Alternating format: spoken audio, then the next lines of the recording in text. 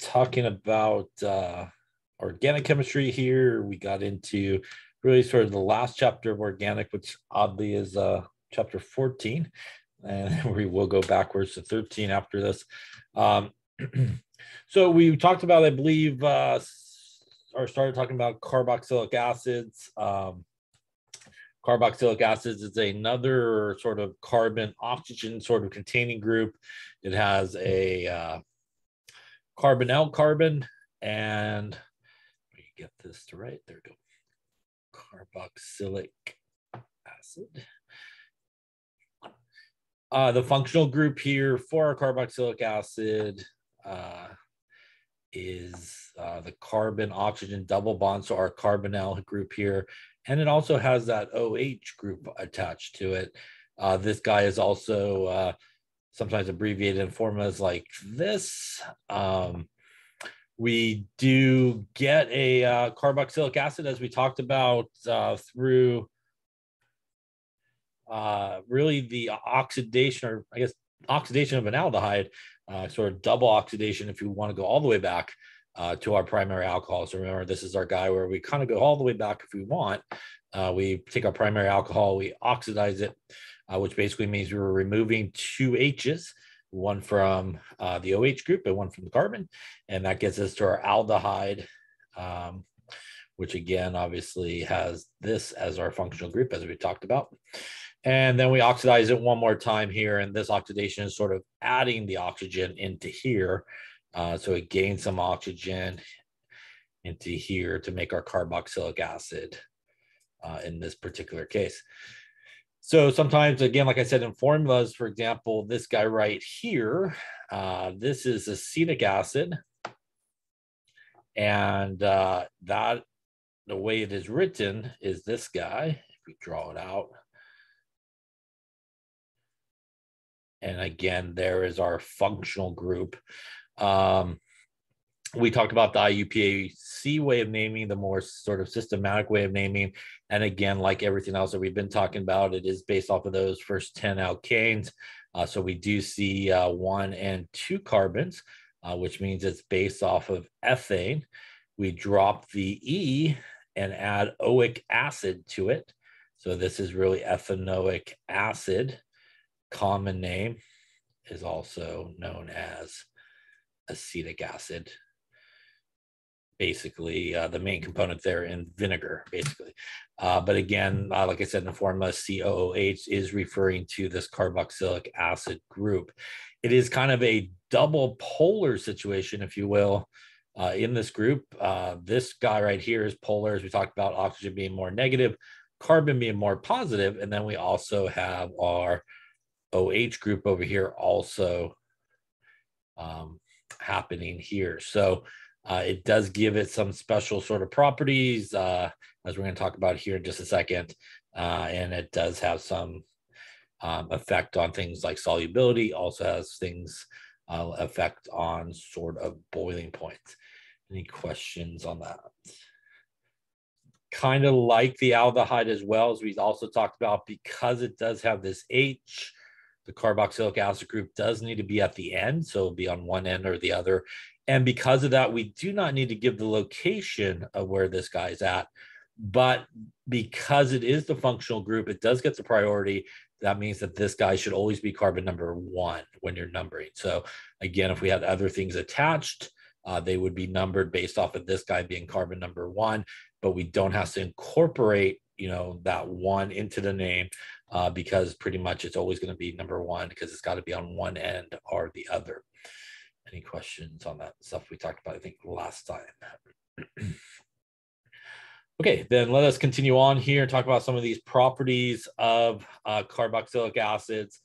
You know, it has, as I mentioned a second ago, these 2 polar groups, and really, excuse me, because it has these sort of 2 polar groups, it makes it very sort of soluble in water, and it also has really high boiling point. So it has a really high boiling point, and the reason for that is when it gets together with itself, if you will, just draw just part of it, obviously, here.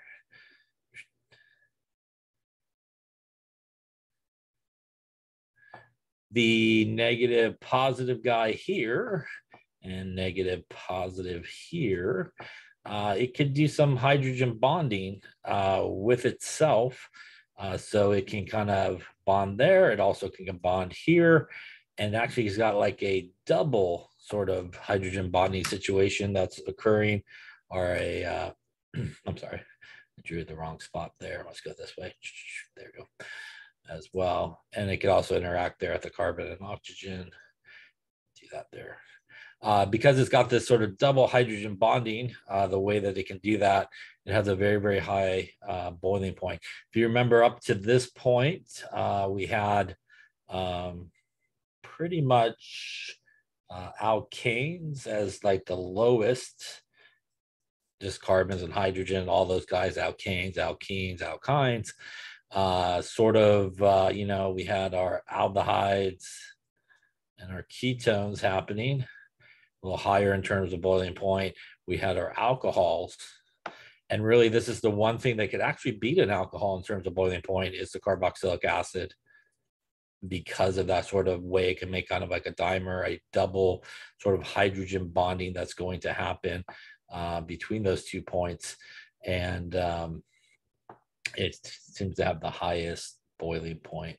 So, you know, ethers would be over here probably as well. So, you know, at the end of the extreme here, this carboxylic acid definitely going to have the higher boiling point because of that. Also allows it, as we will see here in just a second, be very soluble in something like water as well. Again, it's able to do some hydrogen bonding sort of happening, you know, between these guys. So it's going to make it pretty soluble there, and then water. And as I mentioned there, forming those hydrogen bonds will make it fairly soluble in water.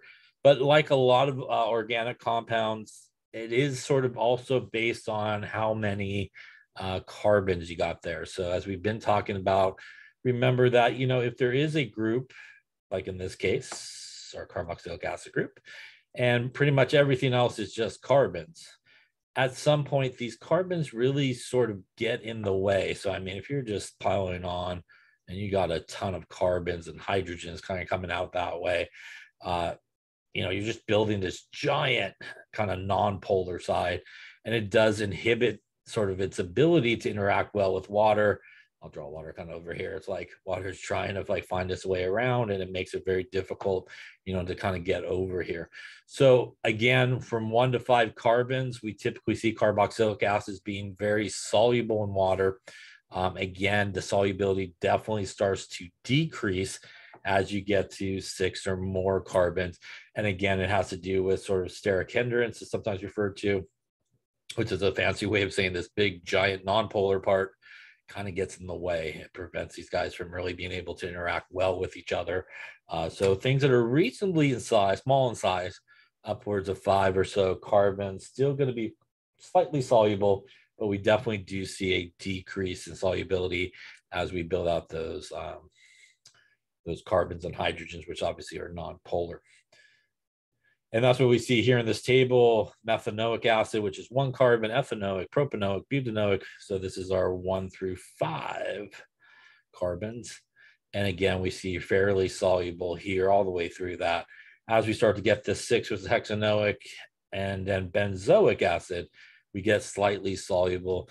And again, slightly soluble, for most people, will consider slightly soluble being kind of leaning towards being insoluble. So, you know, slightly soluble is, like the name implies, some of it will sort of mix, but a vast majority really will not mix.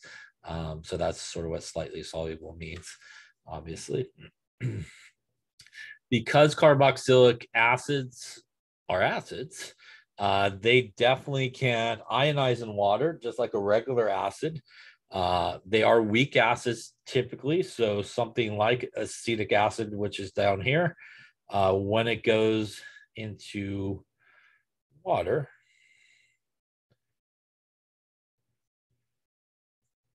Water here acting as the base will accept the H plus, and it is a weak acid, so it will form acetate, which is this guy.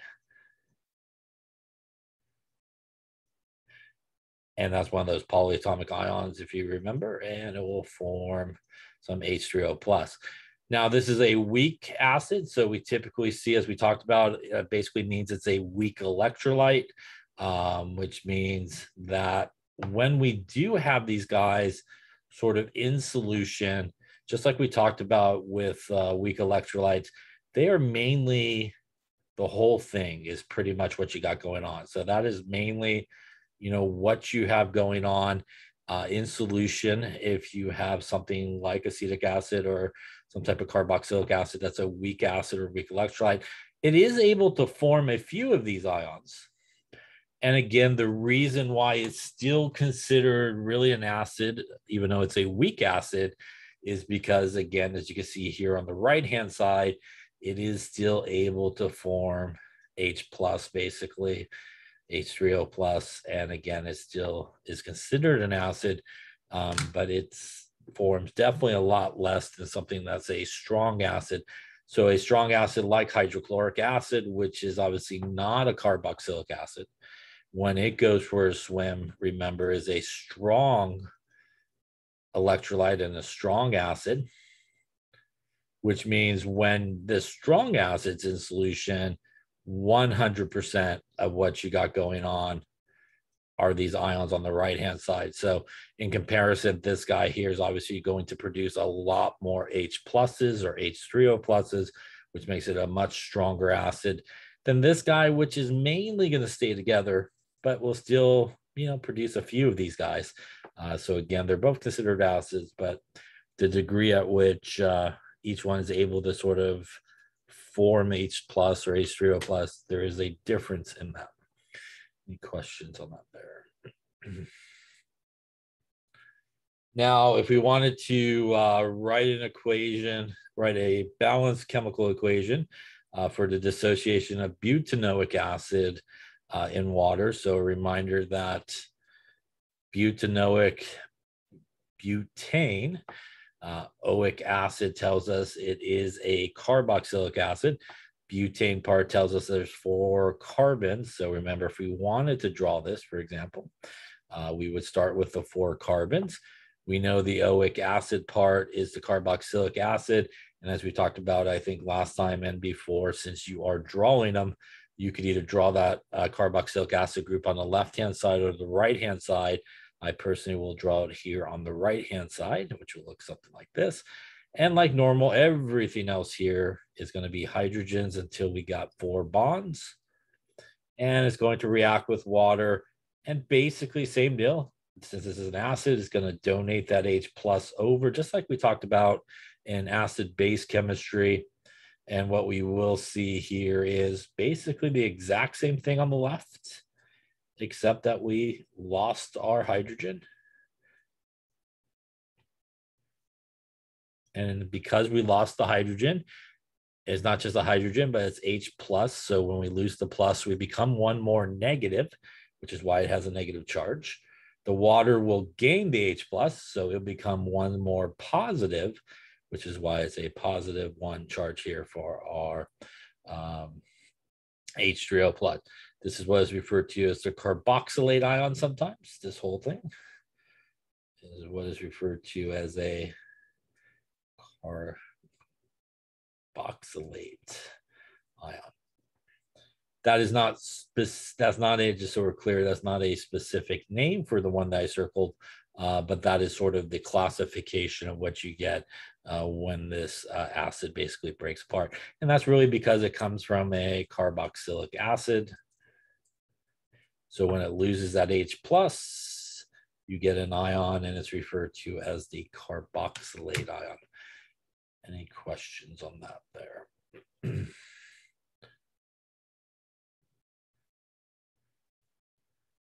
Now, also because it really is an acid at heart, these guys, it could do a regular acid-base reaction like we've talked about previously in reactions, and also the acid-base chapter, obviously.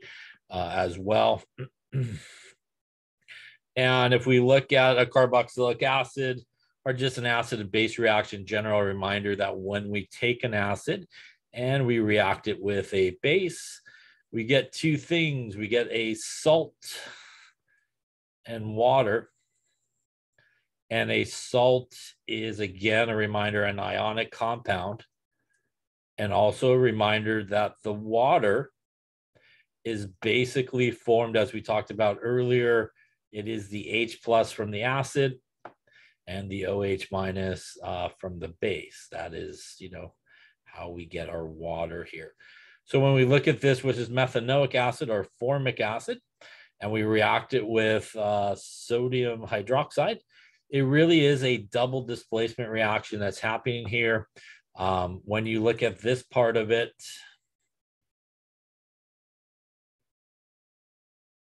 this is what is known as formate, which is actually a negative guy. It's like negative. And obviously our water here, I'm sorry, our water, but our H is H plus, which is a positive. And this is a positive and negative guy. So if you remember in double displacement reactions, the two positive guys switch partners. So the H plus and our OH come together, as we've been talking about. That is what makes our water. And then really what comes together is our sodium, and in this case, this big salt here. And we get basically exactly what I highlighted there in yellow. Again, it becomes negatively charged because it lost the H plus, and the sodium, which is positively charged, we get what is referred to as sodium formate, which, if you just wrote the regular form before, it would be something like this. So this is just sodium formate, which is a salt and a carboxylic acid salt.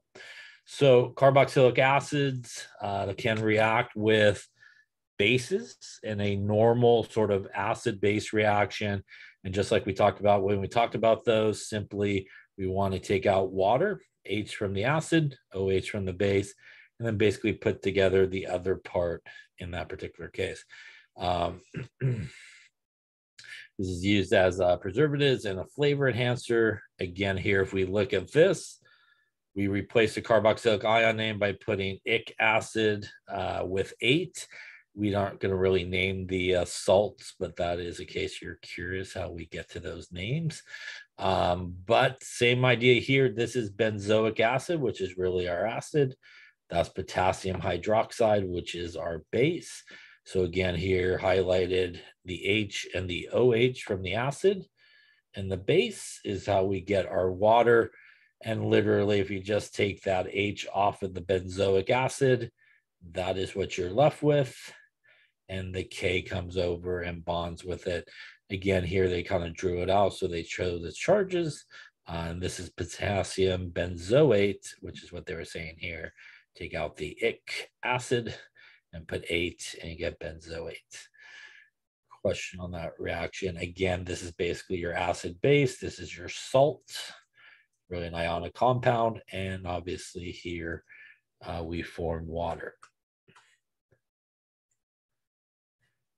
Any questions on that one there?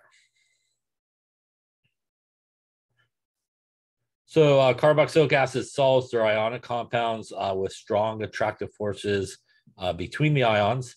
They're typically solids at room temperatures. They have high melting points and are usually soluble in water because they are ionic. And here's an example of all or some carboxylic acid salts. By the way, all these guys are essentially a reaction of the carboxylic acid with sodium hydroxide.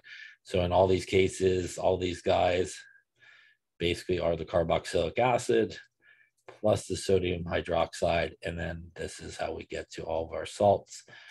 By the way, if you wanted to just figure out sort of what carboxylic acid it came from, you could simply do that by just putting the H back onto the acid part. So if we did that for this particular one here, we would have CH3, CH2, COO, and then put our H back on. And that is basically the carboxylic acid that guy came from. Here, you would just put the H back on there, and you would throw the H back on in that guy as well. Carboxylic acids, salts are used as preservatives and flavor enhancers. Here are some examples of that. Sodium propanoate is used in cheese and bread. Sodium benzoate inhibits mold growth. MSG, which is added to meat, fish to enhance flavor as monosodium glutamate. Also, again, basically a carboxylic acid salt.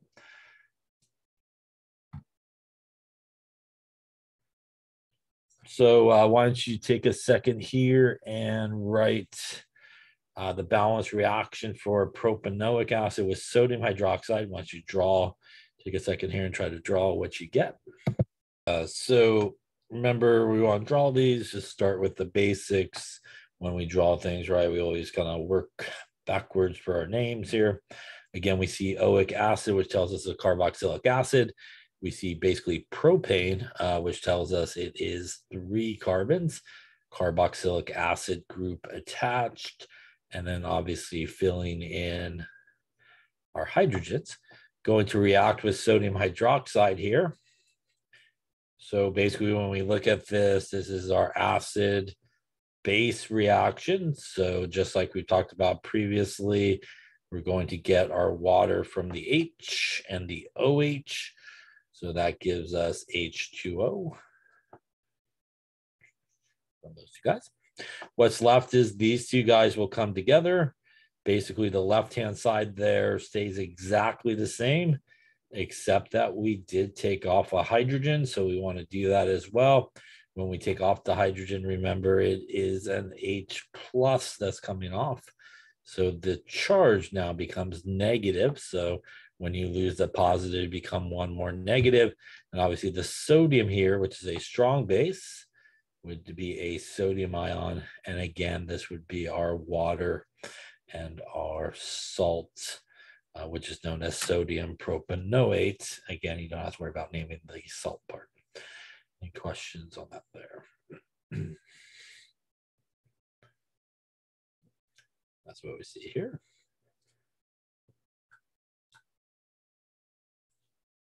So carboxylic acids are an important part of the metabolic process for our cells.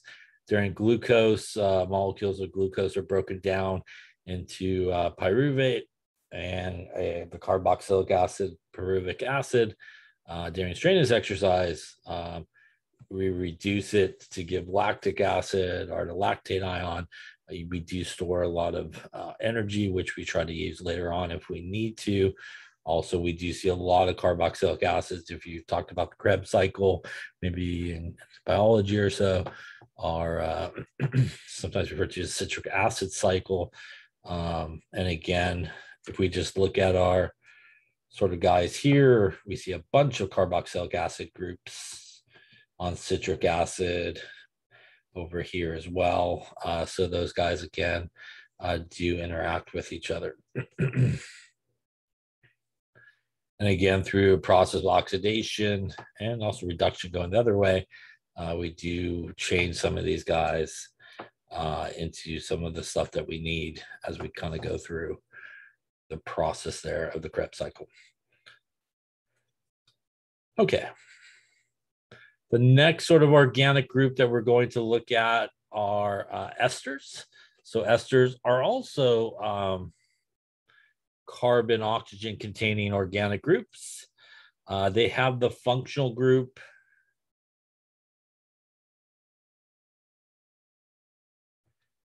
basically carbon oxygen double bond. Oxygen pretty much just like our carboxylic acid, except there's no hydrogen. It's actually connected to another carbon. So we got this almost carboxylic acid type of group happening here. Oxygen connected to another carbon instead of the hydrogen like we do see in the carboxylic acid. So in this particular case, things like aspirin, for example, salicylic ester, acid, and that's an ester of a couple of guys together. Basically, how we form an ester is we form an ester through an important reaction, which is known as an esterification reaction. So let's talk a little bit about that. So esters are basically formed in a reaction which is known as an esterification. If I can spell that, reaction. And that is essentially when you take a carboxylic acid, which is why it looks like a carboxylic acid, and you react it with our good friend, the alcohol. So basically, you got a carboxylic acid and you react it with an alcohol, such as this. And basically what happens is we take out water. So we basically snag out of there some water. And when we do that, we just kind of squeeze everybody together.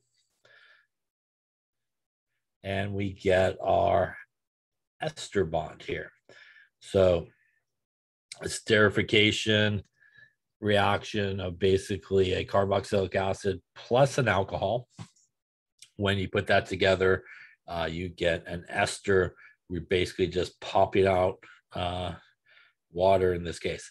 Esters are synthesized in that reaction. They're found in fats and oils. They're also responsible for a lot of sort of flavor and aromas that we see for certain things like banana, oranges, strawberries. I'm trying to say they're winter of oil green, you know, kind of like that flavor as well. And in an esterification reaction, that's essentially what happens. Just going to kind of put them together here. Here's our ester. Again, because it really does come from a carboxylic acid, it looks very similar, but it again has that carbon connection, which means that this group here will never really be at the end. It's got to be in a little bit because of that connection, unlike our carboxylic acid, which always has to be at the end because of that hydrogen group that's there. Now, in an esterification reaction, simply going to take out water and squish everybody together. So if we took ethanoic acid plus methanol, all we simply need to do is put a box around this, and that is 2 hydrogens and an oxygen, which is also known as water. And then basically all you have to do is go left to right when you're drawing it and connect it. So what I mean by that is I would write CH3, CH3. I would write carbon, oxygen, double bond, carbon, oxygen, double bond. Here's where my connection is. So obviously I take this part out. I pick back up right here at the oxygen, oxygen, and CH3, CH3. So it literally is take out water and squish them together. The important part when you're squishing them together, you know, based on orientation, is you got to know that the ester bond is this connection. So you got to have the oxygen carbon part connected into the carbon oxygen double bond there. So you want to make sure you end up when you put them together that the orientation is sort of right. The orientation is right because the alcohol is turned around. If we did the same thing like this, or we had a problem that looked like this,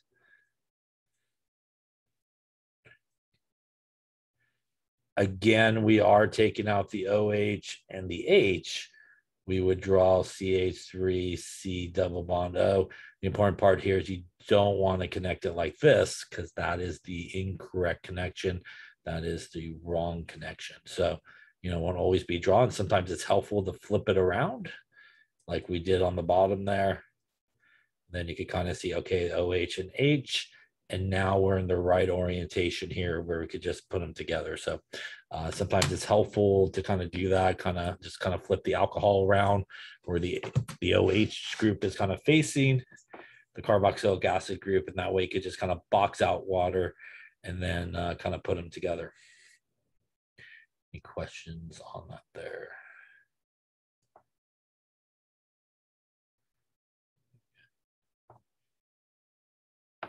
So again, here, another example. Again, they did turn our alcohol around. We're going to take our water out of it, leaving us CH3, carbon oxygen double bond. We're going to obviously not draw the water, which has come out already, pick back up here with the oxygen connection. And obviously we just have exactly the same on the rest of it, CH2, CH3, and then obviously the water that came out. Now you may be wondering sort of, where's the name come from? This is what is as Propyl Ethanoate.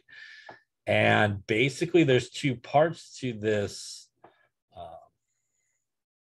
ester. There is basically the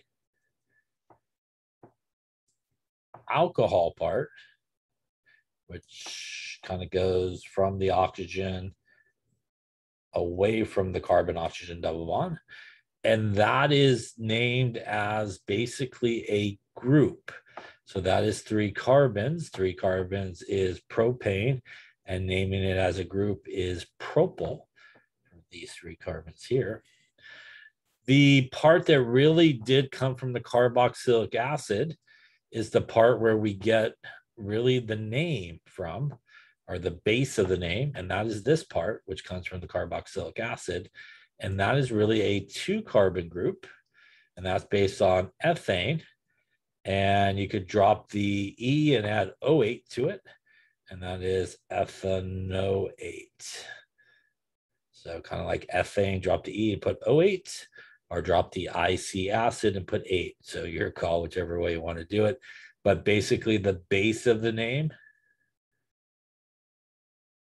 comes from the carboxylic acid part. And obviously the other part, which is the alcohol part, is what is named as a group. Any questions on that there?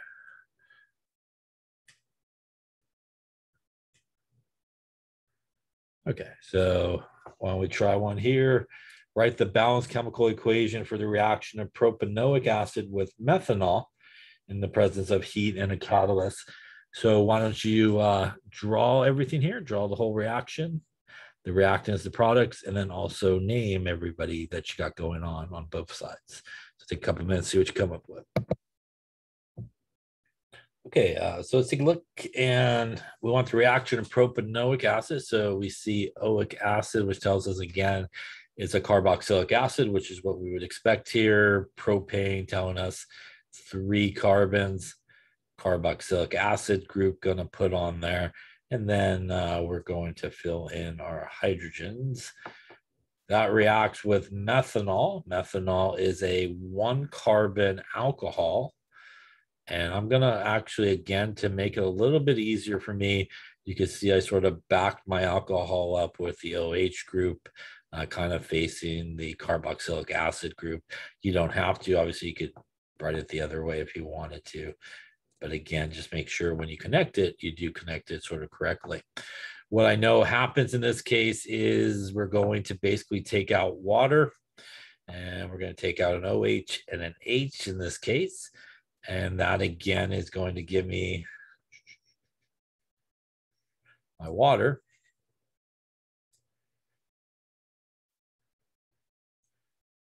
And now that I've taken out my water, I simply am, because I oriented everything sort of correctly here, I'm just going to start here and work my way across. So again, much like most things, nothing weird or crazy happens. Everything pretty much stays the same. So you can see what I just drew is essentially my carboxylic acid without the OH that I've already taken off for water. Obviously, I would continue over now to my alcohol, where I would not draw the H because that also went to water. And now I'm going to pick back up here with my oxygen, which is going to give me my correct ester bond here. And we would end up with something that looks like that. First off, any questions on the drawing there? Now, to name it, even though we jumped earlier the slide here, remember there are 2 parts. The carbon oxygen double bonds, where you can kind of start, And if you go away from the other oxygen, that should always move you towards the carboxylic acid side, which is going to be the base of our name. And the base of our name will be 1, 2, 3 carbons, which is really based off of propane. You could drop that and put O8 on it, and that would be propanoate. By the way, really the right way is propanoic acid.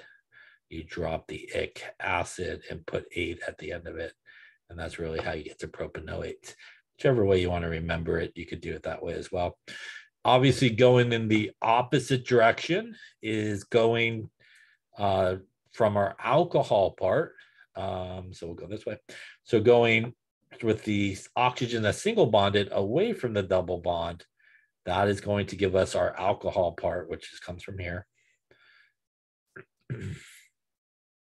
And in this case, this is a 1 carbon group, and we just name it as a group. So this is what is known as methyl propanoate. By the way, there is a catalyst in heat. So sometimes you would put a little triangle, that means heat. And a acid catalyst would be H plus on top of the arrow, would be the acid catalyst. Any questions on any part of that there?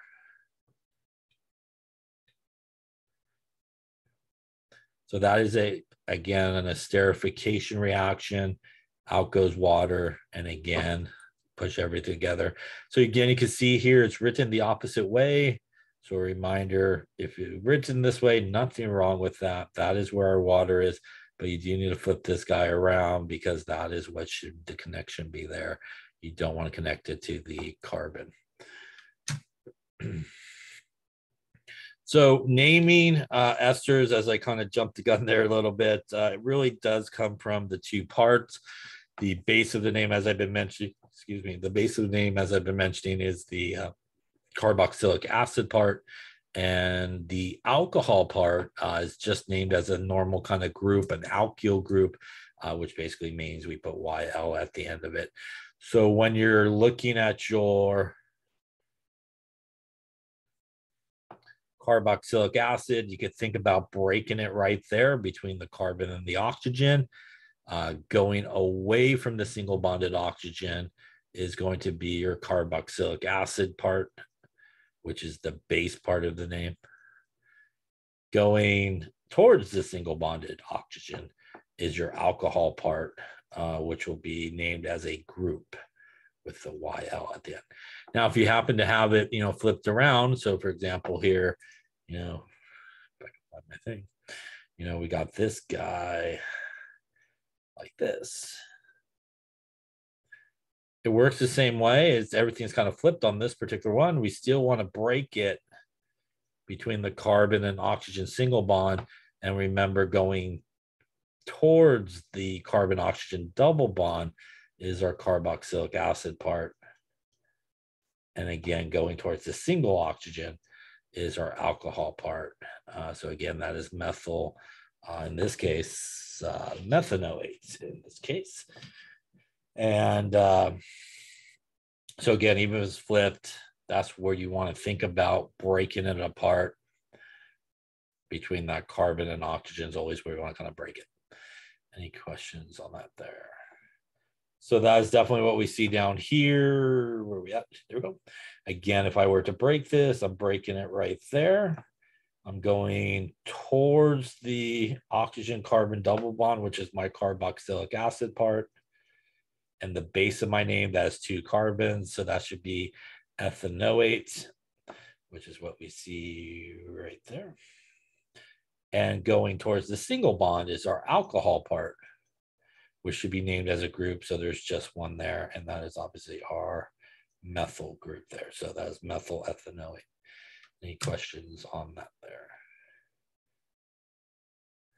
Again, a few more examples just to illustrate how we should break it. When we see our ester group, we just want to go there. Again, carboxylic acid part going that way, alcohol going this way, carboxylic acid part, the base of the name, 1, 2 carbons, ethanoate, 2 carbons on the alcohol part, ethyl. So this is ethyl ethanoate. Now we're going to break here.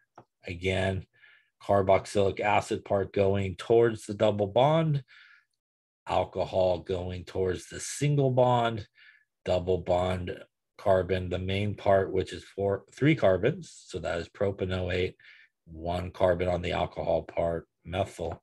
And lastly here, breaking it this way, carboxylic acid going that way, single bond alcohol. That is basically benzoic acid, which becomes benzoate. And again, 2 carbons on the alcohol, ethyl benzoate. Any questions on how those names come about? Okay. So as I mentioned before, salicylic acid and acetic acid are less irritating to stomach than salicylic acid. So we can kind of make aspirin this way. Again, same reaction here. We're going to take out our water here. And that's our water. And obviously this guy is going to take its place. And that makes our acetylsalicylic acid, which is basically aspirin in this case. Again here, salicylic acid and methyl alcohol forms oil of wintergreen. Same reaction here. We're going to take out our water, OH from our carboxylic acid, and hydrogen there from our alcohol. Going to squeeze that together, gets us methyl salicylate, which is basically oil of wintergreen. All right, why don't you take a second here and do some naming here of this guy. And let's do maybe a few more just to make sure. Let's see, what should we do here? Why don't you name this guy as well?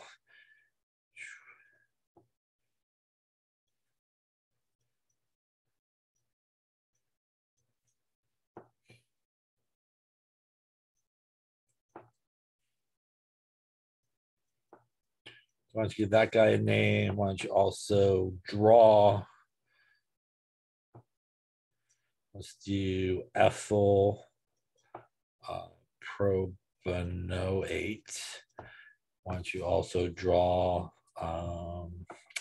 Let's do propyl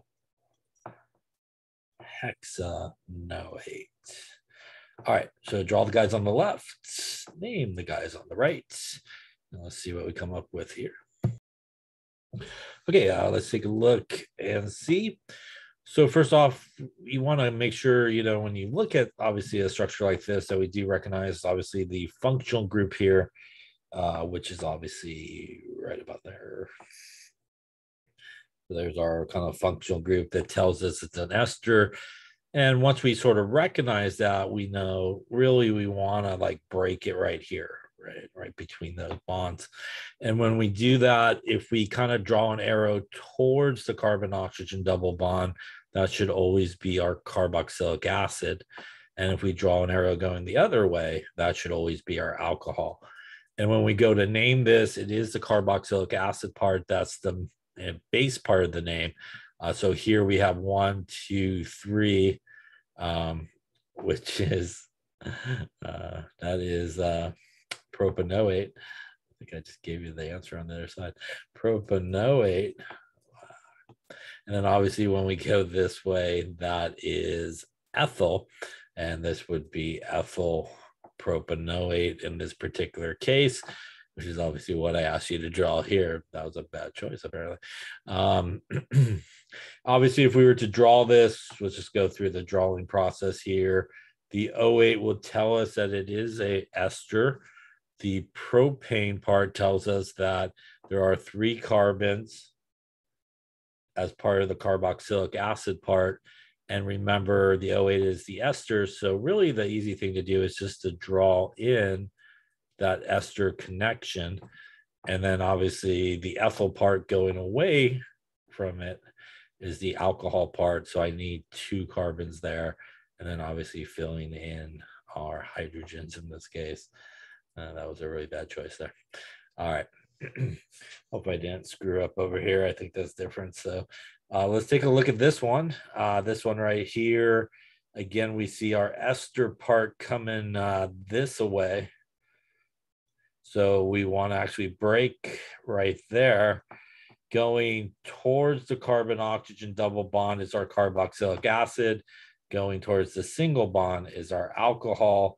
Remember, it is the carboxylic acid part that is the base. So once again, here we have 1, 2, 3 carbons, which means our base is propanoate. And on our alcohol part, 1, 2, 3, 4 carbons, which means this would be butyl propanoate. Any questions on those 2 there?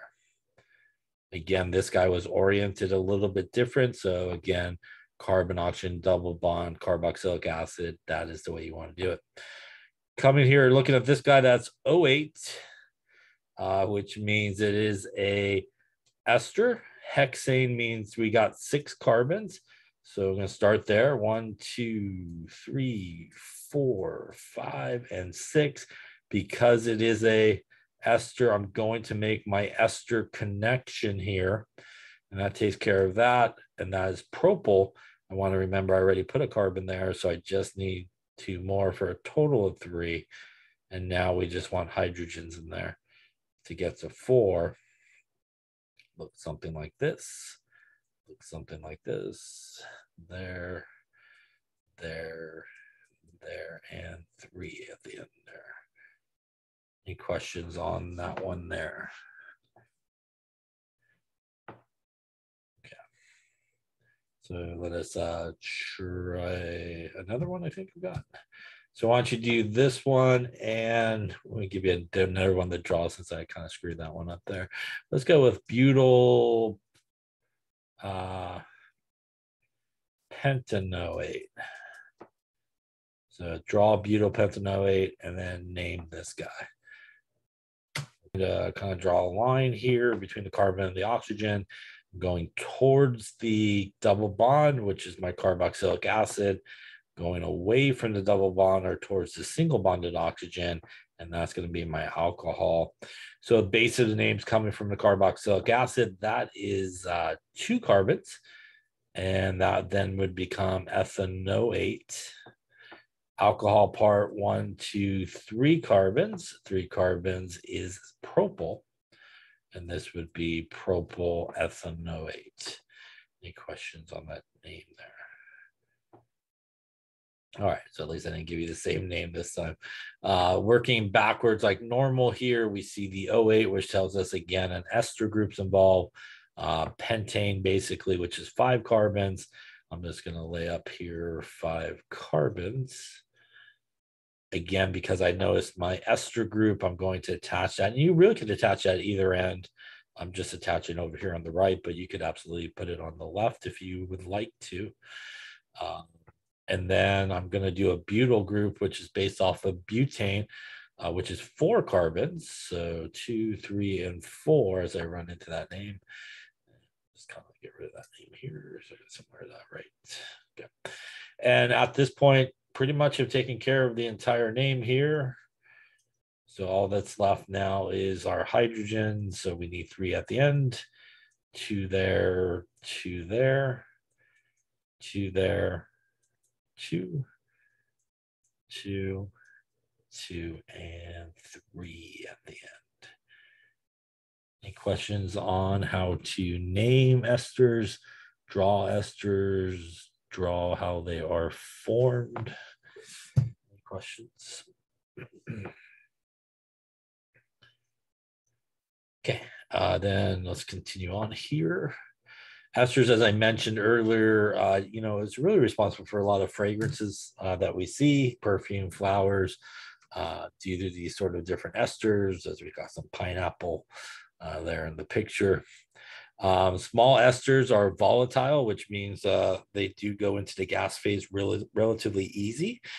So when you make them, they will kind of break apart and go into that gas phase pretty easily. They are also soluble in water, so we can actually taste them as well. They're soluble in water because, again, they cannot hydrogen bond with itself, but it does have this connection here on the carbonyl group where it can interact with water and hydrogen bond with water. So it makes it soluble in water, again, as long as it's not really large. But again, esters cannot hydrogen bond themselves, but they can hydrogen bond with somebody else like water that provides the hydrogen, if you will. That also means esters will have a lower boiling point and melting point than an alcohol or a carboxylic acid, again, because it does lack the ability to hydrogen bond. Probably putting it somewhere in that kind of ketone range as well. Here are some of examples of that. In each of these cases, these are esters, which are formed from the esterification reaction. Here's pears, bananas, oranges, pineapples, and apricots. And on each of these, again, you could break them right here between the carbon oxygen. Right there. And again, in each of these cases, going towards the carbon oxygen double bond is the carboxylic acid side. Heading away is our alcohol side. And here we see the name, that is 2 carbons, ethanoate, 1, 2, 3, propyl ethanoate, responsible for your pears flavor and odor as well. Again, here, that's ethanoate to the left, carboxylic acid, alcohol here, 1, 2, 3, 4, 5, pentyl ethanoate there for bananas, and so forth all the way across here. All right, draw the condensed structures for each of the following. So why don't you draw these guys here, 3-bromo butanoic acid and ethyl propanoate. So draw both of those, see what you come up with.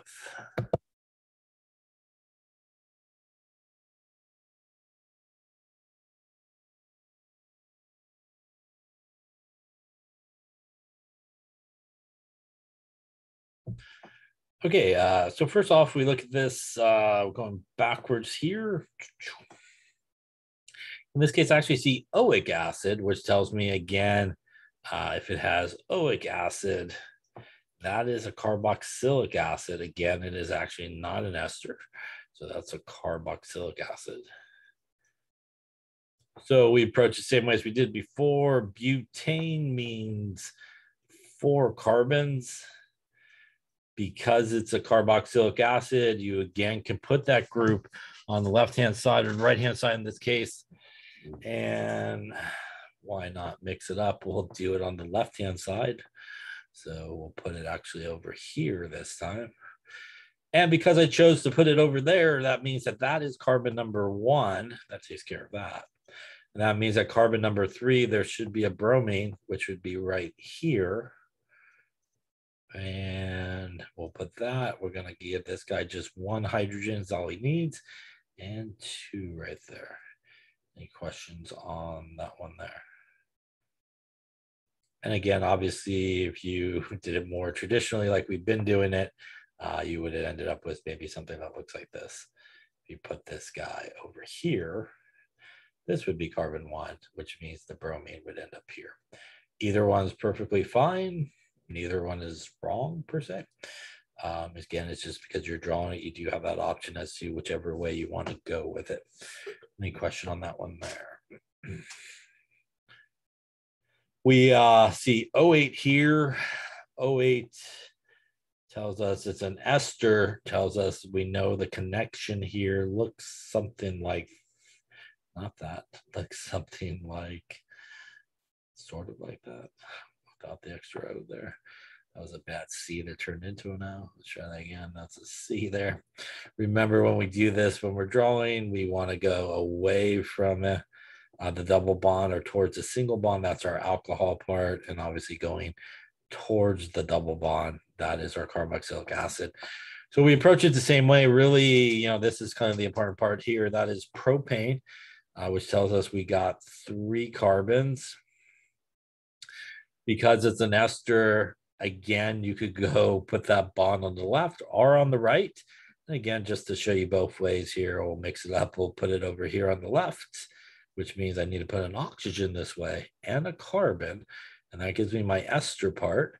And ethyl means that the alcohol has 2 carbons, and here I would add my hydrogens. And again, it's the same idea. We would go here, we would go towards the double bond, and that is my carboxylic acid, which has 3 carbons. We go away from the double bond. That is my alcohol part that has 2 carbons, which is my ethyl part. Again, if you drew it more like we've been doing it, kind of putting the group on the other side, you would end up with something that looks like this. And again, they're both the exact same thing. So you could draw it either way. And that's sort of the benefit or beauty, I guess, of you drawing it. You could choose kind of which way you want to draw it. Any questions on any of those there? So now that we talked about sort of how esters are made, we talked about naming them and drawing them. Let's also talk about a couple of different sort of reactions that esters undergo. And they undergo what are sometimes referred to as hydrolysis reactions. Hydrolysis is kind of a keyword of, I should have some water involved there somewhere, is basically what that sort of means. So basically, as we talked about, to get ourselves to an ester, we're going to take, for example, here, our carboxylic acid plus our alcohol. And as we've been talking about, we're going to remove water. So take water out to get our ester. And it may not be very surprising, but if we put water back in, we will have a hydrolysis reaction that will occur. And it will, not surprisingly as well, maybe break this guy apart right where it comes together. So sort of a hydrolysis reaction is sort of, you could think of it as breaking it apart. Esterification is basically putting it together. So obviously we would be adding water. Now it is sort of important, the conditions under which this is done, as to sort of what you get as a result. So there's actually 2 types of hydrolysis reactions that involve esters. One is done in an acidic conditions. So an acid hydrolysis will give you something a little bit different than a base hydrolysis, which we'll talk about here in just a sec. So basically here, we take our ester. I'll draw the one I think that's on the bottom there. Let's take a look. There it is.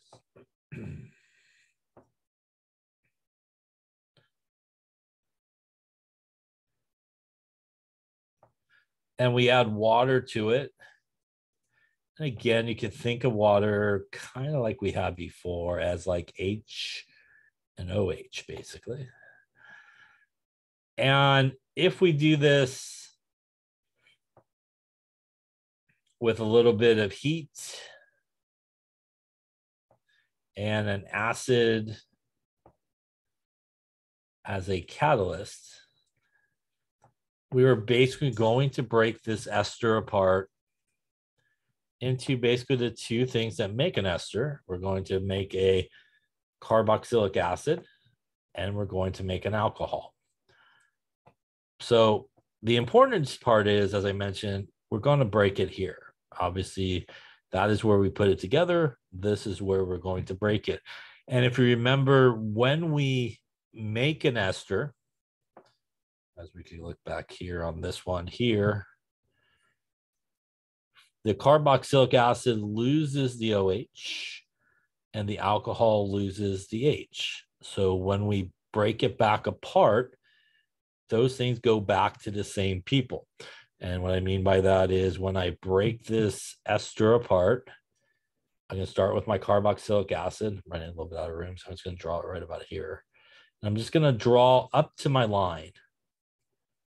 And at this point, I know that should be a carboxylic acid. So what is missing to make it a carboxylic acid? It is the OH from water. So I would put my OH there. Then I will continue on with my drawing here for my alcohol. And I have an O and a CH3. And what is missing there to make this an alcohol is the hydrogen. So the hydrogen will end up here.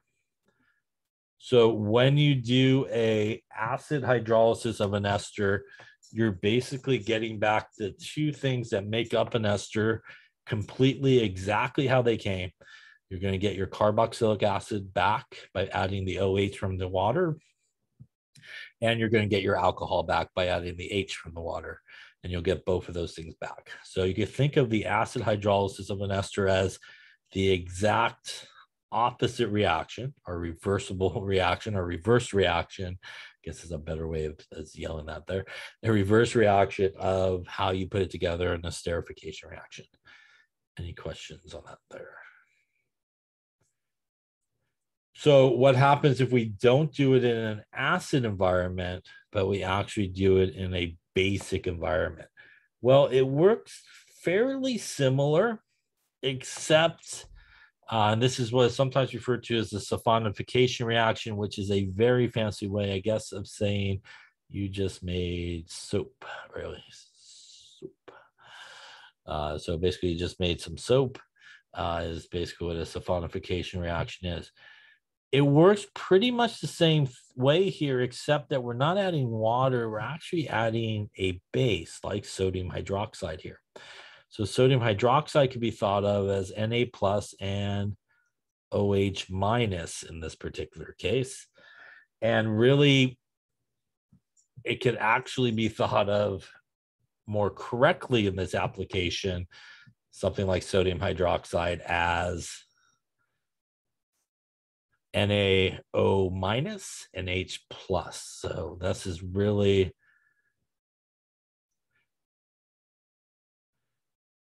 in essence what you could think of sodium hydroxide as. And the same thing is going to happen in this case. We're going to take our ester,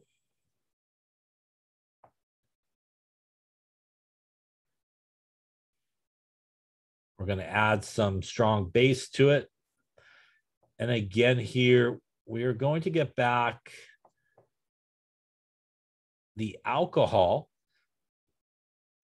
and we will get back basically a carboxylic acid salt. So we will not get back to completed carboxylic acid because frankly, we're kind of missing the extra H that's necessary there, like we have in water. Here we only have OH, and the O and the H are sort of accounted for. So what happens in this case, exact same thing. We're going to break this apart right here. Again, that's going to be our alcohol part. This is going to be our carboxylic acid type part. The alcohol, again, we could just take that part of it out and basically put our hydrogen back on, and we get our alcohol completed. The carboxylic acid part, which is this part, gets the oxygen, but does not have that extra hydrogen. So we get, again, the salt that we looked at. And this is a difference between the two. Acid, you get back the carboxylic acid and the alcohol. With a base, you don't get back the carboxylic acid, but you get a carboxylic acid salt. This, by the way, is, as we will see in a later chapter, pretty much what soap is. Soap is just a really long carbon-hydrogen chain with a carboxylic acid salt at the end here. And that right there is the polar part of soap. I didn't draw in all the hydrogens, but all these have hydrogens and nothing else. And that is the non-polar part, basically, of soap. Non-polar part of soap is attracted to dirt, which is normally non-polar. Polar part of soap basically is attracted to water. So what ends up happening when you have something like soap, The nonpolar part, which is sometimes referred to as the tail, grabs up all the dirt, kind of encompasses dirt and what's referred to as a micelle. It aligns the polar part of soap on the outside of that sort of trapping of the dirt. And that's good because usually when you use soap, you then wash it off with water. So what ends up happening is the soap is attracted to the water takes the soap out. The soap has basically the dirt trapped in the tail part or the nonpolar part, and you are clean in that case. Any questions on that? So base, you get the alcohol, not the carboxylic acid, you get a salt. With the acid hydrolysis, you do get the carboxylic acid and you do get the alcohol back. So you can remember that acid hydrolysis, I get my acid back. Base hydrolysis, I don't get the carboxylic acid. So why don't you try one here? Why don't you do both of these? Write the balance equation. If you took methyl acetate, which is a fancy way of saying methyl, let's use this name, ethanoate. So let's do that. Methyl ethanoate with water, heat, and an acid catalyst. And then what you get if you do it with potassium hydroxide, which is a strong base, and heat. So take a couple minutes here and draw what you think you get. Okay, since we're getting to the end here, let's take a look and see. So we're going to start with methyl ethanoate. Methyl acetate, by the way, is just a common name for this ester acetate coming from acetic acid, which is ethanoic acid, which is basically how we get to ethanoate there. So that's really acetic acid it comes from, which is ethanoic acid. That, again, is how we get to ethanoate here. All right, so we're going to start with that. So ethanoate is our 2-carbon ester that then has methyl or 1-carbon attached. And there we go on that. We're then going to do the hydrolysis with an acid, which means we're going to add HOH with the acid, a little bit of heat. And remember, in this case, we are going to break right here. But since we are doing it as an acid, we should get both things back that we started with, which is the carboxylic acid and the alcohol. So I'll just start here since this is my carboxylic acid side. We will do this. We will do this. And remember, to get us now to a carboxylic acid, I need that, which will give me this. That takes care of that. Alcohol part is right here. And again, I could just copy what I got going on there if I don't drop anything here. Oh, CH3. And obviously, to get me to my alcohol, I'm going to need that H. And there we go. We have our alcohol and our carboxylic acid. Any questions on that one there? Now, starting with the same guy. Here, we're going to do a base hydrolysis, which means we're adding KOH. And again, a little bit of heat. Same thing going to happen. We're going to break it here, but remember, when we do the base, we don't get the acid back. So we do get the alcohol, though. So we could start with that, and we get a salt. So if we start with the alcohol part, which is this part, again, you just think about what you need to make that an alcohol. That is the H. So what does that leave? We have an oxygen and a potassium, and that is where the salt part comes from. And it is always the oxygen attached there because it's kind of like a carboxylic acid. This guy has a minus charge, and the potassium would have a positive charge, and that would give us our salt. So again, in the base form, we do not get the carboxylic acid back. Any questions on that there? Okay, so we laid up there a couple of things. We're pretty much almost done with all the organic. Got 2 more organic things to talk about, which are nitrogen-containing groups. Then we got just some